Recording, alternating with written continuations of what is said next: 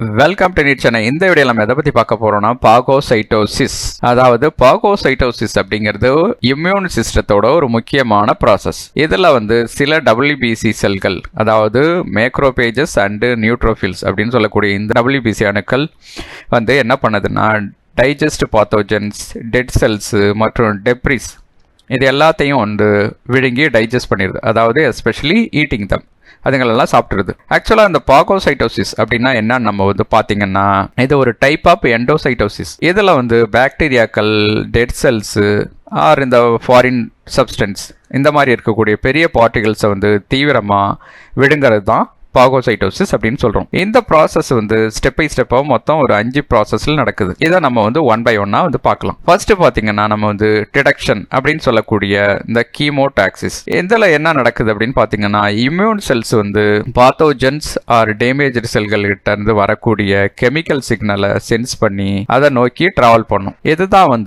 நம்ம கீமோடாக்சிஸ் அப்படின்னு சொல்றோம். அடுத்ததா ஸ்டெப்ல அட்டாச்மெண்ட் நடக்குது. இந்த அட்டாச்மெண்ட் அப்படின்னா என்னன்னு பார்த்தீங்கன்னா, இந்த பாகோசைட்டோசிஸ் ரிசெப்டார்ஸை யூஸ் பண்ணி, எஸ்பெஷலி இந்த PRR இல்லை ஆன்டிபாடிஸ் அதுகளுக்கான ரிசெப்டார்ஸை யூஸ் பண்ணி டார்கெட் கூட ஒன்னா ஜாயின் பண்ணுது. இப்படி தான் இந்த அட்டாச்மெண்ட் ப்ராசஸ் நடக்குது. அடுத்த ஸ்டேஜில் என்ன நடக்குதுன்னா, இந்த என்கல்ஃப்மெண்ட் அப்படின்னு சொல்லக்கூடிய இந்த ப்ராசஸ் தான் நடக்குது. இது செல் பார்ட்டிகளை சுற்றி சூடப்பிடியை எக்ஸ்டெண்ட் பண்ணி ஒரு பாகோசோமை உருவாக்குது. அதாவது என்ன பண்ணுதுன்னா, இந்த டார்கெட்டை சுத்தி ஒரு பப்புல உருவாக்குது. இதுதான் என்கல்ஃப்மெண்ட் அப்படிங்கிற இந்த ப்ராசஸ். அடுத்த ஸ்டெப்ல என்ன நடக்குதுன்னா, இந்த டைஜஷன் அப்படின்னு சொல்லக்கூடிய இந்த ப்ராசஸ் நடக்குது.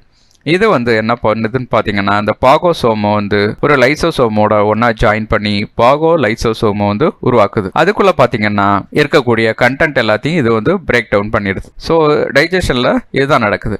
அடுத்ததா ஃபைனல் ப்ராசஸ் என்ன நடக்குதுன்னு பார்த்தீங்கன்னா, அந்த எலிமினேஷன் சொல்லக்கூடியது. இது மற்ற இம்யூன் ரெஸ்பான்ஸுகளை செயல்படுத்துறதுக்காக, எஸ்பெஷலி மேக்ரோபேஜஸோட ரெஸ்பான்ஸை செயல்படுத்துறதுக்கு இந்த வேஸ்ட் எல்லாம் வெளியேற்றப்படுது. அப்படி இல்லைன்னா இந்த ஆன்டிஜென்ஸ்கெல்லாம் இது ப்ரெசென்ட் பண்ணப்படுது. இப்படி தான் இந்த எலிமினேஷன் ப்ராசஸ் நடக்குது. இதுதான் நம்ம இந்த பாகோசைட்டோசிஸ்ல நடக்கக்கூடிய 5 ப்ராசஸ். இதுல முக்கியமா கீ செல்களா ஒரு 4 செல்ஸ் பெர்ஃபார்ம் பண்ணுது. அதெல்லாம் யாருன்னு பாத்தீங்கன்னா, இந்த மேக்ரோபேஜஸ் அப்படின்னு சொல்லக்கூடியது.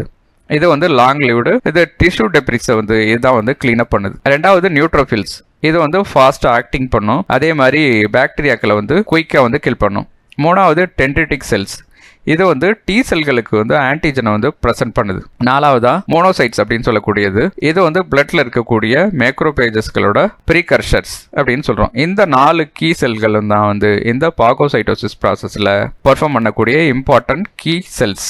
ஸோ நம்ம பாகோசைட்டோசிஸ் பத்தி தெரிஞ்சுக்க வேண்டிய முக்கியமான விஷயங்கள்லாம் இதுதான். ஸோ இந்த வீடியோ பிடிச்சிருந்தா உங்க ஃப்ரெண்ட்ஸுக்கு ஷேர் பண்ணுங்க. டவுட் இருந்தா இந்த கான்டாக்ட் டீடைல் எங்களை அப்ரோச் பண்ணுங்க. Thank you, all the best.